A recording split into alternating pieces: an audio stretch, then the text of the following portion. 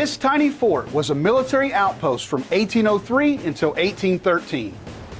Captain and eventual President Zachary Taylor commanded the fort and strengthened the walls.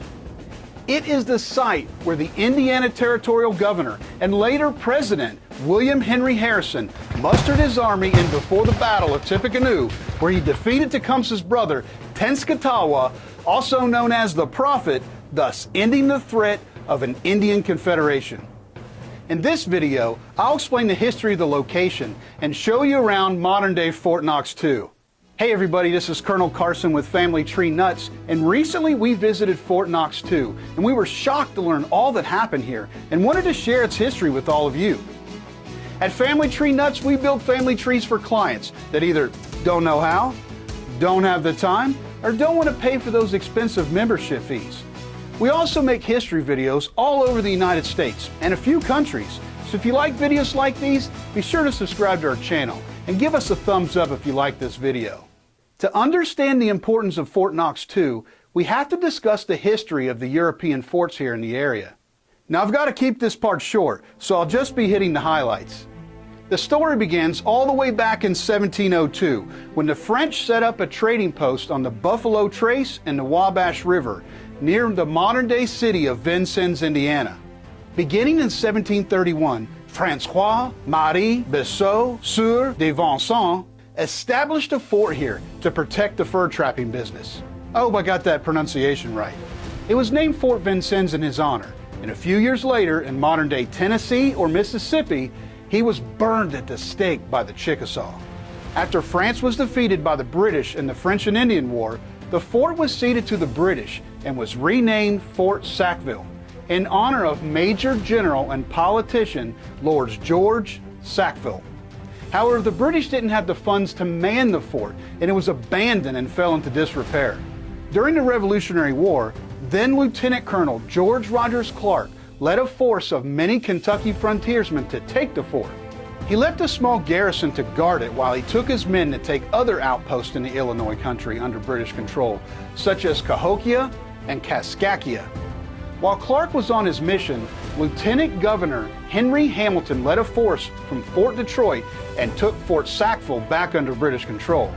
Hamilton was hated on the Kentucky frontier and earned the nickname the Hair Buyer for paying Indians for white scalps. In the winter of 1779, GRC took the fort back under American control and sent Hamilton all the way back to Williamsburg, Virginia, where he was held as a prisoner of war. Clark renamed the outpost Fort Patrick Henry after Virginia's governor. Now, fast forward to 1787, when the American Army built a new fort just a few blocks from the old Fort Sackville, and they named it Fort Knox after the U.S. Secretary of War, Henry Knox. The locals in the area refer to this fort as Fort Knox I. A time of peace followed for the Americans, the British, and the native tribes, but since the fort was the westernmost outpost for the Army and was literally in the middle of the frontier, the local population constantly clashed with the soldiers from the fort. I can understand this. When I was in the Marines and on ship, we would hit ports, and often the local business owners were not happy to see a bunch of rowdy young Marines pour into their town. In 1796, the soldiers were not allowed to go more than 100 yards from the fort. The Indiana Territorial Governor and future President of the United States, William Henry Harrison, knew that he had to get those young soldiers out of the town of Vincennes. In 1803, Congress approved $200 to construct a new fort about 3 miles up the Wabash River at the site called Petit Rocher. It was on a high point with a good view of the river. The fort maintained its name of Fort Knox, but the locals began to refer to it as Fort Knox II. Tensions between white settlers and the Indians began to grow, and in 1809, Governor Harrison commissioned the formation of 2 companies of militia made up mostly from men from Ohio and Kentucky to help defend Vincennes if needed. The duty for the militia was hard and mundane, and desertion became a tremendous problem at the fort. A big moment in the history of the fort was in August of 1810, when Tecumseh and hundreds of warriors in about 80 canoes passed by the fort and were examined before continuing the journey to meet Harrison on the lawn of his home, Grouseland. The fort's commander, Captain Floyd, wrote that Tecumseh was, quote, perhaps one of the finest looking men I have ever saw, about 6 feet high, straight, with large, fine features, and altogether a daring, bold-looking fellow, end quote. One of the most shocking events at the fort happened in July 1811. The fort's commander, Captain Posey, came into a disagreement with his second-in-command, Lieutenant Jennings. Posey challenged Jennings to a duel and shot Jennings dead.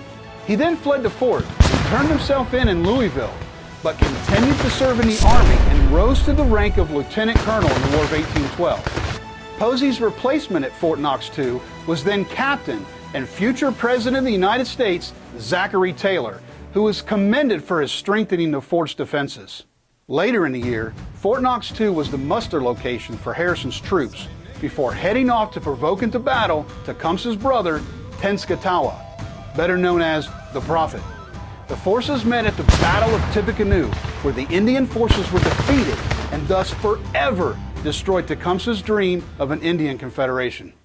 After the battle, the troops returned to Fort Knox II, where many of them died of their wounds and are buried there today. Next came the War of 1812, and Vincennes was a prime target for the British and their Indian allies. The Army knew that Fort Knox II was too far away to offer protection to the city, so in 1813, the fort was disassembled and floated down the Wabash River and reassembled very near the original fort location. After the war, the tensions flared up again between the town residents and the soldiers. Most of the Indians had moved further north, so in 1816, it was determined that it would be best to move all the men to Fort Harrison in modern-day Terre Haute, Indiana. Today, the site of Fort Knox II is a park, and where the fort once stood is outlined in waist-high palisades, along with several informative signs about the fort. One can walk the grounds and imagine what it was like to be stationed there, and the thoughts of the men that would soon march off to meet such a formidable force. So, now we know some of the rich history of Fort Knox II and its impact on American history. What do you think? Did you know that this historical treasure existed? What are your thoughts about the major events that took place here? Have you ever been here, or do you now plan to visit? What is your overall opinion about William Henry Harrison? We'd love to hear what you have to say in the comments below. Also, while you're here at Vincennes, be sure to check out other historical locations that it has to offer. The city has many original buildings that are still standing and are museums themselves. Downtown is the home of many historical markers and statues that tell the story of Vincennes, going back to 1732. You heard that right, 1732.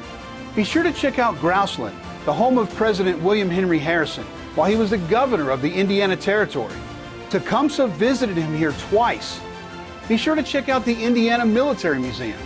And lastly, don't miss my favorite spot in the area, the George Rogers Clark Memorial National Park. GRC was known as the conqueror of the Old Northwest, but sadly is said by many to be the most forgotten hero in American history, and definitely one of my favorite characters. So, here we are at Fort Knox II, where so much history took place, and we are proud to share its story with all of you. And remember, family tree nuts, let our nuts find the nuts in your family tree.